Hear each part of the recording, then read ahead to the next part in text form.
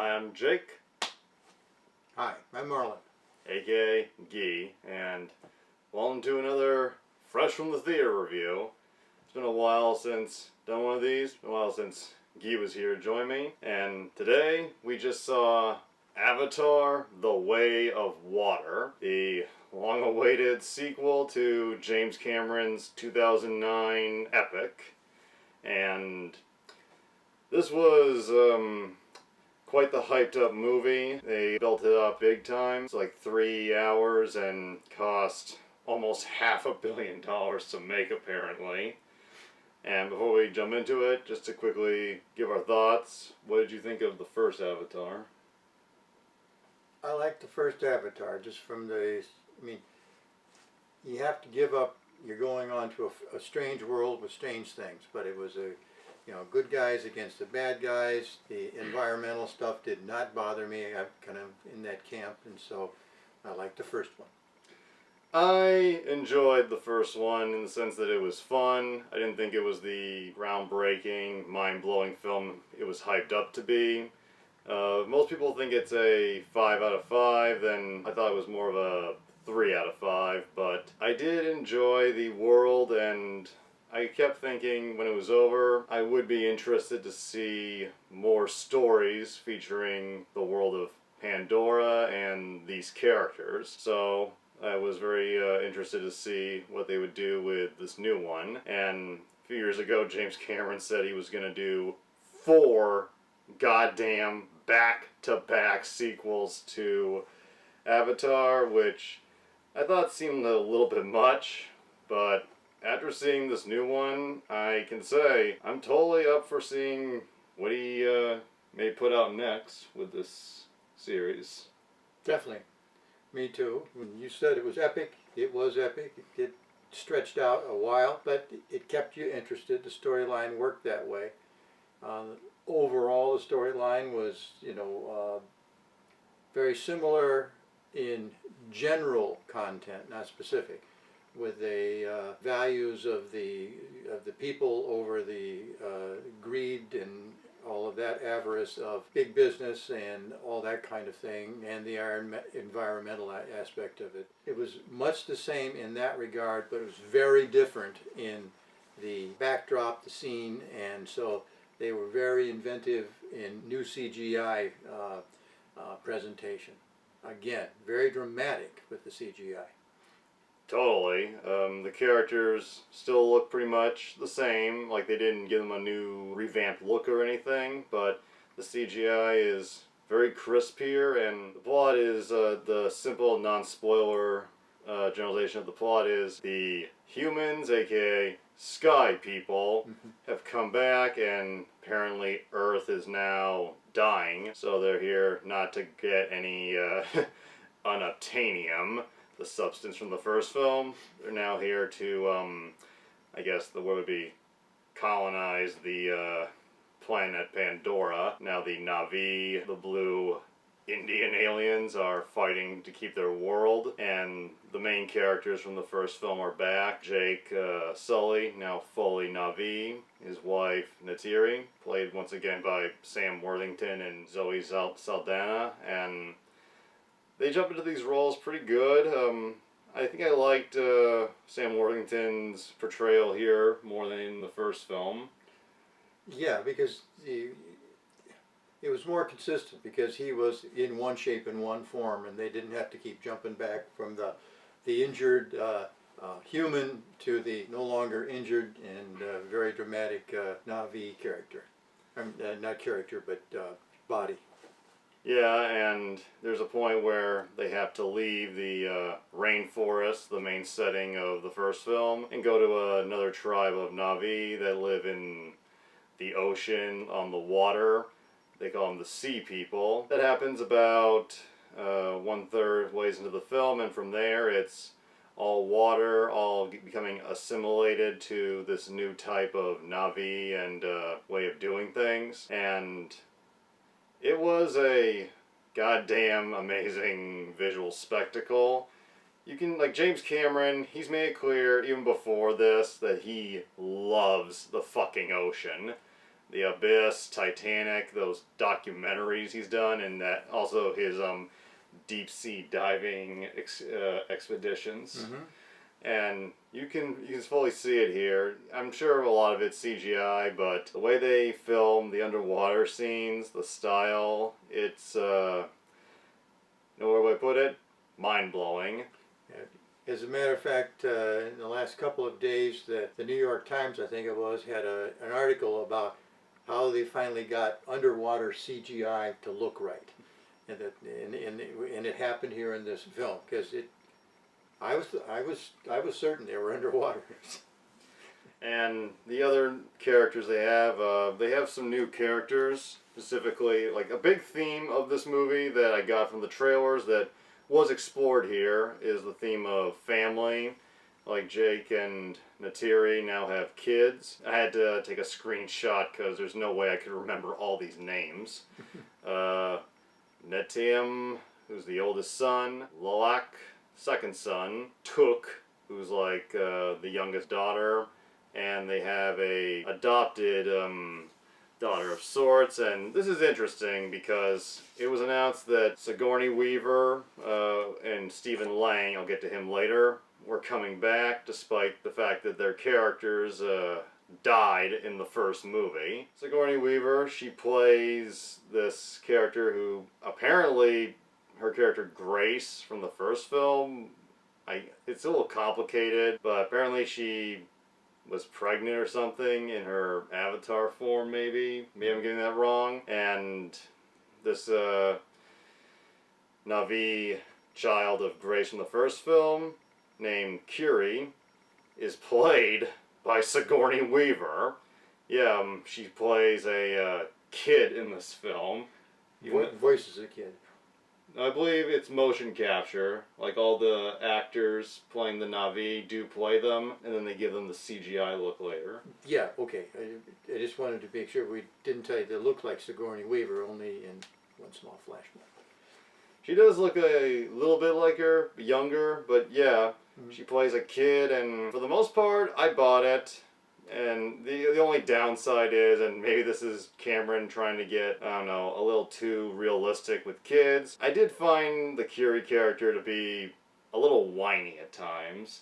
Like, the movie has a big theme of, because Jake and Natiri's kids are, as they put it, half-breeds, and have a hard time becoming accepted amongst a lot of the Na'vi, and that was interesting. Like, there isn't as much on-the-nose messages as there was in the first film. Whatever there is it's not like shoved down your throat.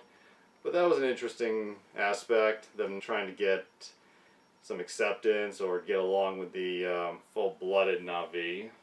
Yeah, especially at the kid level. As for Stephen Lang, who played the villainous Colonel in the first Avatar, who I thought was the better of the two villains from that film. He pretty much died. Like, there was no way he could be brought back in the first one. So I was wondering, how would they do it here? And the explanation they gave, while very sci-fi, I had no problem buying from the get-go. Like, we find out that they took a file that had his memories downloaded, and then they put it in a Na'vi avatar, artificially made Na'vi body. Considering that they could transport people's minds into the Na'vi avatars in the first one, I can totally buy that in this world. Yeah, if you're looking at a world where mountains floating in the sky, you can't get picky on reality here. And it was interesting to see him in the Na'vi form, and he took to it. He's still the villain here. I'm not going to give away too much. I'll just say they gave him a lot more depth than they did in the first film. Yes, and he's just as hard to kill. So. Yeah, totally. But yeah, I find him so interesting, and he's one of those villains where he's evil, ruthless, but you don't want to see him go just because he's so fascinating, kind of like Shane Vendrell from The Shield. And some new other actors in the cast. The main new actor is Kate Winslet. James Cameron's just reuniting with all his favorite ladies. She plays the wife of the chief of the Sea People, and there wasn't a lot of complexity to her character, but she was there, she was fierce, and I liked how the Sea People, there was never any major turning their back on the rainforest Na'vi. Mm-hmm. Like, they had a hard time adapting to them, but she and her husband and most of their people got behind them, and they stuck with them through the hard times. Physically, there was one unique aspect about her. Oh yeah, she's pregnant throughout the whole thing. And I wondered, was that just the CGI and they just made the character like that, or was she a pregnant lady at the time? You don't have to be. I mean, it's CGI. I got that, but I doubt it. But that'd be funny if it was. Yes. Were there any aspects of this you didn't care for? That would be hard. I mean, anything. There were a couple little things when the one son is at the end of the movie. Jake's almost drowned, and he's trying to get him back, and they're running out of air, and he goes through this whole little chant about what to do, the way they were taught, whereas Jake's been living with them all the way along here. I just thought that was a little funny. So, and that's like 90 seconds here. So that I thought was a little hokey, and everything else was just, yeah. I bought into it. Good CGI. The only aspects, aside from, like I said, Sigourney Weaver's kid character being a little whiny here and there, is the second son. They have this running thing throughout the film where he's kind of the black sheep of the family. Mm-hmm. He keeps messing up, and everybody looks at him in disappointment, and while he does screw up genuinely here and there, some of it seemed a little undeserved, and it seemed a little forced. Like, they were really forcing that they were not happy with him, leading to, I guess, appreciating at the end. But yeah, the black sheep stuff seemed a bit forced for me, and there's this one part where he's tricked by the Sea People's kids, and it almost ends with him getting seriously injured. That just seems stupid to me, and I thought the resolution was just a bit much to buy. Yeah, they went into that. It was okay, but they ran into it long, and the only thing that I thought was it was a way to introduce another character, a sea creature, at the end of this particular segment of scenes, but other than that, it was a bit long too. I agree. The sea creatures in this film, they're pretty good. They're a good new addition. You totally buy the animal connection that they establish, and it's honestly kind of sweet. Mm-hmm. And if there's any message here, I guess, like the way they portrayed the sea creatures, we see that they have something of value that the humans want. It I could be wrong, but it almost gives an anti-whaling message, I feel. Yeah, because the creatures that they talk about, they were Pandora version of the whales. They even had a blowhole at one point that they exposed us to. So I think it was definitely a whale message, and the whole thing is these are intelligent creatures. They're not, a dumbed down version of humans in the waste it went to. So yeah, and again, they didn't shove it down our throats, so it was alright. And the big thing that makes this movie stand apart from the first Avatar, a good chunk of that film was Jake becoming assimilated to the Na'vi, but here he's already well in tune with them, so we don't have to go through all that shit. And pretty much right from the get-go, this is a non-stop action-packed ride. Yes. This is reminiscent of James Cameron when he did Terminator 2, and the finale, which is long. This is a long ass movie, but the finale, I honestly can say it did not drag. It kept going, but it was well paced and everything felt well in tune, and I was on the edge. I was literally, like in the first film, I had a hard time giving a shit what happened to the characters. Here, I did care. I was on the edge. I wanted to know who was going to make it, and I will not say who because he's very anti-spoiler. Yeah. But there is a particular character who dies near the end, and while I wasn't exactly attached to that character, the relationship that character had with the others and their reaction made it a genuinely sad part of the film, and I give that props. It made me care way more than I ever did the first time, and again, I'm interested to see what happens if they go forward. James Cameron, and I'm not sure this was the smartest thing to do, because some people will be like, oh, you're just asking to fail.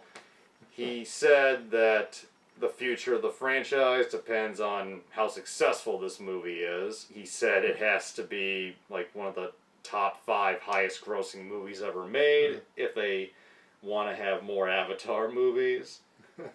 And last night I was watching some Philip DeFranco news. He said the movie, in its opening weekend, made over 130 something, I think, $1 million, which was under what they thought it would be. But you never know. The night's still young. Yeah. In a different article in the New York Times, as it came up, is that the original didn't do as well right out of the box as they thought. But then people saw it, and word of mouth, people wanted to go see it, and that's what brought it and made it the biggest grossing in all time. Fingers crossed that we don't have another Lone Ranger situation here. Last thing I just want to say that comes to mind is Stephen Lang, while he is the main baddie once again, he's not the same type of jarhead he was in the first one. We have a new secondary villain who's the true person in command, a general played by Edie Falco, and I like Edie Falco a lot, and it's nice to see her getting to work, stretch out into stuff other than what we're used to seeing her in. I don't think there was a lot of her here, but again, there's another sequel that's in the can, the third Avatar, so curious to see what part she'll play there, and I can't really think much else to say other than for a 3-hour, 10-minute movie, this film really went by. The parts in the middle where they're getting accustomed to the sea people does slow a little, but it doesn't drag. It kept going, and I surprisingly did not have to go to the bathroom once while watching this. So that's saying something. It was worth going to see, but epic it is. 3 hours, 10, 12 minutes, whatever it is. And so, unlike some people in the room, I couldn't go and buy a big drink and sit there and have gotten through. So. Well, young. Old. So, yeah. So, if you have about 3.5 hours to kill, then I totally recommend going to see Avatar: The Way of Water. I think it is worth the time and money, and I genuinely hope that we get to see more of these characters, the world of Pandora, and whatever adventures they go on. And I can say I'm just genuinely shocked how much I got into this, considering I wasn't even that fond of the first movie. So I guess surprises can happen. Especially if you're kind of thinking it's not going to be too good, but it grabs you. And it's a good time. It's a good 3 hours and 20 minutes. Hope you all have a happy holidays, and if you see a movie, make it this, or maybe Violent Night. I don't recommend Violent Night, but I haven't seen it. Happy holidays.